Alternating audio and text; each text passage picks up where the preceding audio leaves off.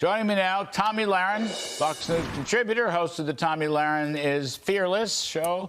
Clay Travis. When someone says they're fearless, like when a Republican commentator says they're fearless or position themselves as fearless, is so funny because it's like everything you do is about how afraid you are of normal things. Tommy Lahren of the Fearless podcast or whatever is now going to tell you how fearful she is by free buses. I don't think you should call yourself fearless if you are going on Fox News to talk about how fearful you are of a pilot program where there will be at least one pilot grocery program that is run by the state of New York. Travis, Fox News contributor and host of Outkick and the Outkick show, and Mark Simone, WOR.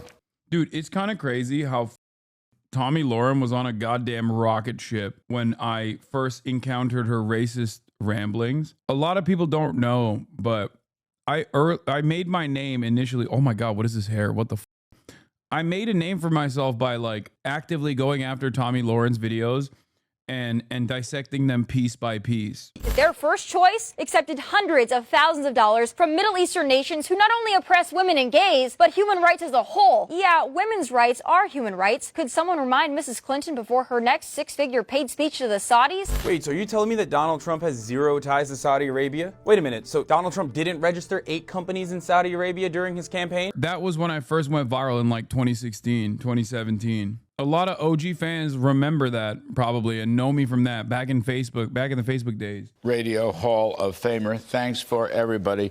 So, Tommy, am I being too hard on this guy?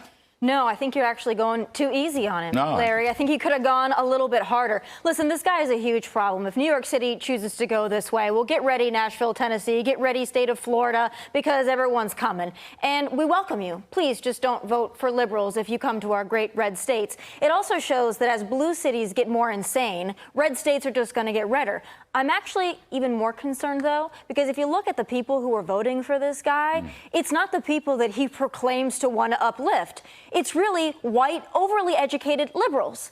And the fact that our academic institutions, supposedly the best in the nation, best in the world, are pumping out these kind of anti-everything militants, really, is really disturbing. That's what it's come to. Socialism, good. Anti-Semitism, good. Globalize the Intifada, a mainstream concept? That frightens me. Gen Z is lost. Gen Alpha, maybe even more Hell yeah. lost. Well, we'll have to see. Clay, bring in here. Is this the future of the Democratic Party, by the way? I mean, AOC campaigned heavily for this guy.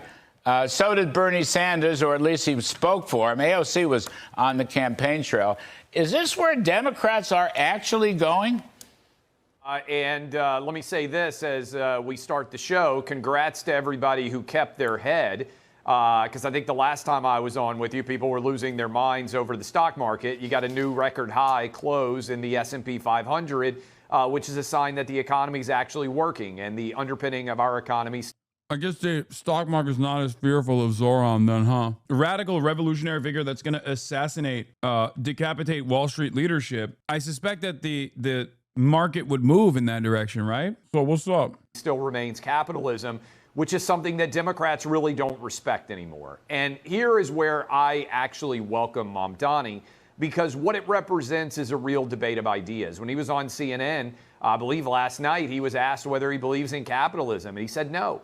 And I think that's the real argument we need to have. And one of the only flaws I think that may exist for capitalism is it provides so much wealth and leisure for everyone that you can start to believe that maybe capitalism isn't the reason you have the wealth and leisure to be attacking it. And so, look. My favorite thing is when these guys also talk about the recovery of the stock market. It's like, huh. What happened? Because in order for there to be a recovery, there had to be a fall, right? What was that? What was that? What happened, really? Classic Trump trope. Breaks something and then picks up the pieces after and basically stops continuously breaking that same thing. And then everybody celebrates him for no longer continuing to break said thing. Well, okay, it would have been better if he didn't break it at all. It literally is the exact same thing that happened with Iran. Why did the United States of America spend hundreds of millions of dollars launching this insane campaign and possibly even $1 billion in defending Israel in the process instead of just telling Israel to not bomb Iran. None of those things had to happen. 600 plus Iranians dead, 30 Israelis dead, thousands wounded in Iran, hundreds wounded in Israel. None of that needed to happen. Literally, all Trump needed to do was go, hey, Israel, I know you want to strike Iran real bad, but don't do that. He did it. He actually told Israel to turn the planes around successfully, mind you, because that's how much power he has, that the Israeli Air Force could literally fire up their jets and fly in the direction of Iran, only to have Donald Trump turn them shits around mid-air. That happened after the ceasefire, of course. My question is, why didn't that happen before the ceasefire? Democrats recognize that Bernie Sanders might play well in Vermont. He might play well in New York City and LA and Chicago and all these big cities that have elected awful mayors. But it doesn't play very well in the rest of the country. And I think we need to get AOC on the ballot nationwide. I think we need to get, if Bernie Sanders wasn't 83, him on the ballot. And allow these rigorous debates to actually take place, because I think Americans understand capitalism is the answer, not the. These guys only say this because they know the Democrats will never allow it to happen. Because if the Democrats actually allowed that to happen, they would never lose a fucking election ever again. I wonder which one of these two messages is actually going to work. Fake, phony posturing towards social safety nets, or a guy who has dedicated his entire fucking 700-year political career to advancing Americans' material conditions and expanding the pre-existing social safety nets. I wonder which message would be better. Republicans can only say this kind of thing knowing full well that the Democrats will never allow it to happen. But I think a lot of Democrats don't. And that is why they have this internal civil war in their party, which is represented by Cuomo against Mamdani. Mamdani won. I encourage him to represent more of the AOC view. Maybe AOC herself on the ballot in 2028. I'd like to see it. Yeah, well, I have made the same similarly cynical.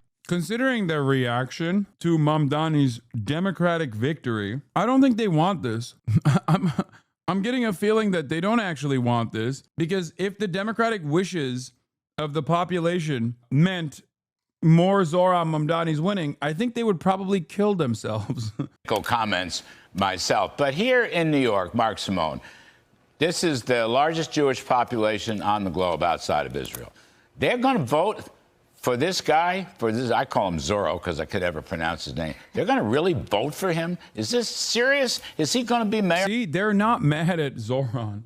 They're also mad at democracy. They're mad at the democratic wishes of the majority population being addressed. Also, I get not being able to say Mamdani to a certain degree, but Zohran, come on, man, just say Zohran. Like, what? That's not that difficult to say. Him going, I don't know how to say that, I say Zorro, that is crazy. But once again, every single time they try to fucking hit Zohran, they end up making him look cooler. That's an even cooler nickname, dude. How is this possible? So if you hate rich people, okay, but this is what we do in New York. It's a city of Wall Street, of hedge funds, big corporations. It's one of our main industries. It's like, if you want to hate cars, great, but you can't be mayor of Detroit. If you hate big business, you can't be mayor of New York. He's got nowhere to go but downhill. You know, that's it. Just on that point, I'm going to come back to you, Tom, but hang on. Just on that point, I interviewed Eric Adams yesterday on the show, and he made some really important economic points. Now, I know his performance is a very mixed bag, although I think he's improving for time, but whatever. Yeah, he's improved. Since the Trump administration basically dangled his pre-existing Department of Justice prosecution over his head, I've begun to like him more and more. Dude, remember all the people that said, oh, the New York mayoral race is not that significant? Look at how much one Democratic primary victory has whipped up panic. These guys they're losing their minds. Bro, they're literally about to have a aneurysm. Yeah, I mean, literally, Chuck Schumer almost died. After congratulating Zohran, Chuck Schumer was hospitalized. That is not even a joke. That literally happened. Maybe the events were not related to one another, but in my headcanon, considering that there was no window of time between Chuck Schumer tweeting out a congratulatory tweet on Zohran and then him being hospitalized, I'm afraid I have to assume that those two events are absolutely related. He tried to kill him because of all the anti-Semitism. Yeah, that's what happened. Zohran is so anti-Semitic that his aura, his mere presence as this anti-Semite was enough for Chuck Schumer to almost die. I do not understand how New Yorkers can vote for someone who wants to defund the police. I don't understand that. How did this city not learn its lesson from 2020? Was everyone still so afraid of COVID that they forgot the other dumb things that came out of that incredibly dumb year? The fact that New York City, and it's still not great, but it's gotten, maybe a little bit better from the 2020 days. The fact that they want to go backward, and the fact that they still think that defund the police is a viable concept, but not just defund the police. He wants to abolish ICE and prisons. He wants safe injection sites. He wants to legalize. Base. Wow, that's so cool. Oh my Lord. Sex work. Okay. This guy, if you thought New York City looked like a third world country before or now, wait until someone like that gets in power. You're going to see what socialism looks like in real life. And maybe that would be, to Clay's point, an educational awakening, but it would kill one of America's greatest cities. We can't let it happen. Help me out here, my aged and infirm memory. Where socialism worked again, exactly? Where was it a success? Okay, what do you call China? I mean, I'd say Cuba too, in spite of the crippling sanctions. What would you call China? And it's not like Zoran wants to do a command economy, dude. Like, what do you mean?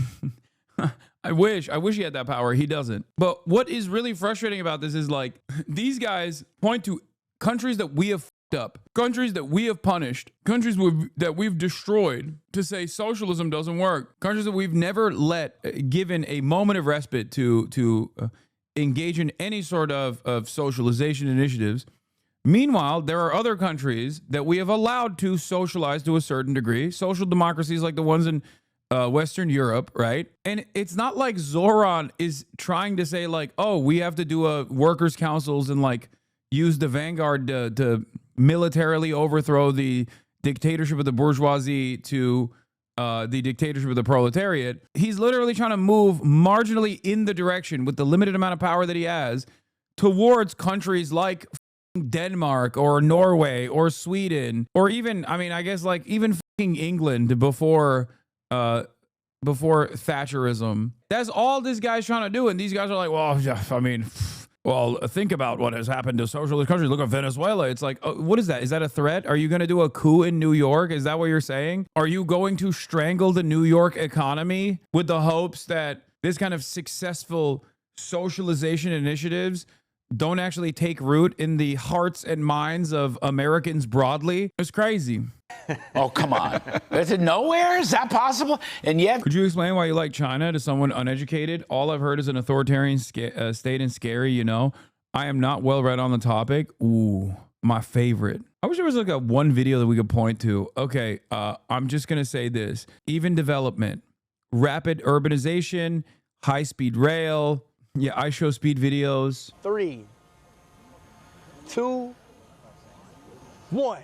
Now show Shenzhen, China. Oh my God. That is f***ing sick. Command economy, punishing billionaires when they do shit. Immense support for education initiatives. That's another good one. Almost universal home ownership. That's another good one. Everybody has a house. Think about that.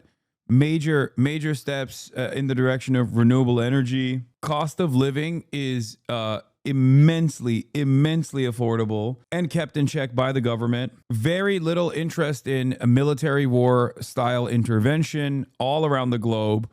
Virtually non-existent footprint in that regard. Technological superiority in numerous sectors over the last 15 years as a direct part of Xi Jinping's 15-year plan. I think they targeted, like, what, 20 sectors, and they reached sector leadership in like 12 of those 20. Yeah, lifting 800 million people from extreme poverty in the shortest amount of time in history. That's a good one. For all their faults and failures, for all for all the repression that the Chinese government has engaged in, for all the control mechanisms that they have, the one thing you can't say is that they don't work to make sure people's living standards are improved year over year to the best of their ability in a way where that, because they understand that this is the most effective way to stamp out dissent. And it has been an incredibly successful way to stamp out dissent. In Howard Beach today, I found the two Mamdani voters a couple. They both seem to imply that they thought he ran to Cuomo's right and he was an Italian American because he's from Astoria. That's a joke. I doubt that this is real. Him, Mamdani isn't Italian. He looks like my nephew. No, he's of Indian descent. His first name is Zoran. Him, I just figured his parents were hippies or something. I mean, my friend named his kid Jagger. Wait, didn't he say that? He did say that, right? He said Italy is the India of the West, of Europe. What did he say? What did he tell me? Oh my God, I just realized Mamdani does sound like it could be Italian, and he does look Italian as oh my God. He said India is the Italy of Asia and Italians are the Indians of the West. What about the South China Sea, imperialism/militarism? Great question. Something that I've talked about already. There is a joint security cooperation with every single country in the South China Sea with the exception of one.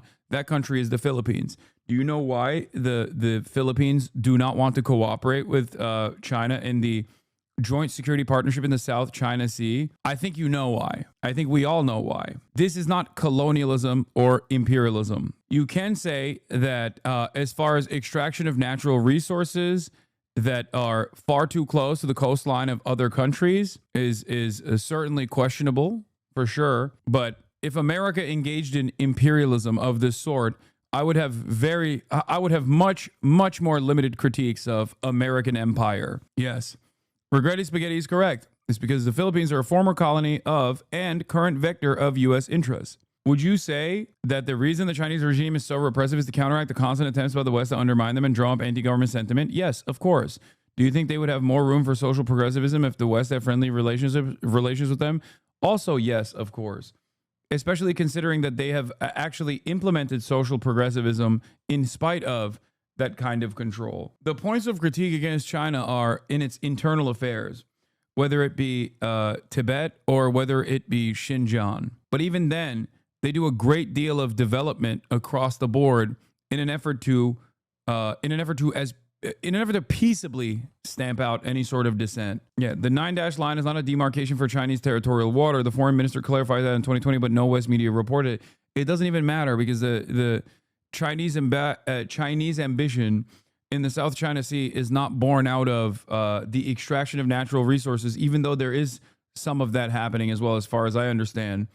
But it is born out of an interest in maintaining security at a time when obviously American capitalist forces, specifically Western forces, have encroached upon the entirety of China's backyard with the hopes of one day undermining Chinese hegemony. That is the ultimate prize.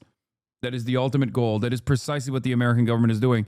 And they actively talk about how they want to do this. So I don't know why people actually act as though that is not what's currently taking place. But once again, I'm not a Chinese national, no matter how hard I wish I was. And I am not in the business of defending any state, let alone the Chinese state. I am simply explaining to people what I like about the Chinese style of governance and what I think we should be implementing. While many on the left are rejoicing in Democrat socialist Zoran Mamdani's success in New York City mayoral primary, some Democrats are speaking out against his proposals. Among them is New York Congresswoman Laura Gillen, who says Mamdani is too extreme to lead the city, and she joins us now. So great to see you, Congresswoman. Thank you for joining us. So this really is, first of all, were you shocked by the outcome of this? First of all, my job is to advocate for my constituents. I'm gravely concerned that if he became mayor and implemented some of these policies, we're going to see an exodus from New York. It's going to crater our economy. It's going to drive up taxes that will be passed on to my constituents, and it will destroy our state's economy as well. He ran a campaign based on a bunch of promises that... So what happens when that doesn't happen? I mean, that's the real fear here, by the way, chatters. The real fear for people like this is not that, what they're fantasizing is going to happen. The real fear is that Zoran wins and it doesn't happen.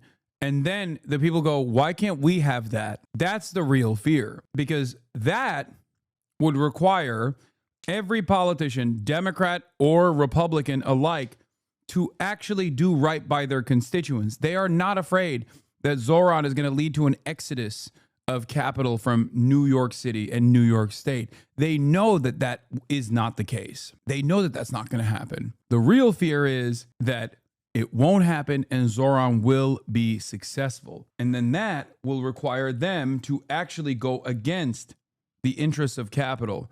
And their positions rely on them not going against the interests of capital, but instead defending the interests of capital, as is what she's doing right now. He cannot deliver on. He doesn't have the legal authority to do half the things that he said he's going to do.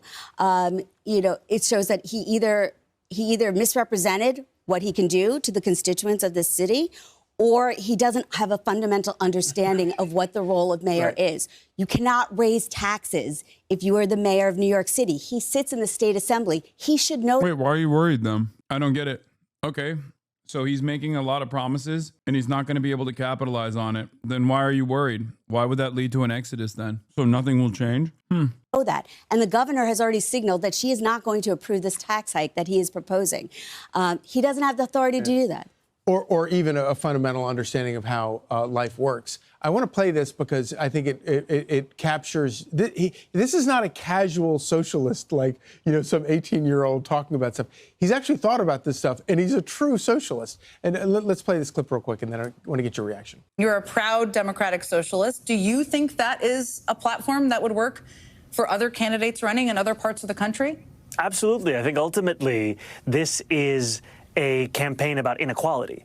And you don't have to live in the most expensive city in the country to have experienced that inequality because it's a national issue. And part of how we got to this point was through the endorsements of Congresswoman Alexandria Ocasio-Cortez and Senator Bernie Sanders, who've been leading this fight against oligarchy across the country. And you can hear him talking about wanting to rework the way distribution of wealth is done, as if that happens through the government and the government is going to create a grocery store. And if that's not how it's done, or if that can't happen, why are you worried? It's not up to the government to offer social safety nets. What are you, stupid? What is this, communist vuvuzela? What are you, out of your freaking mind? It's kind of bonkers.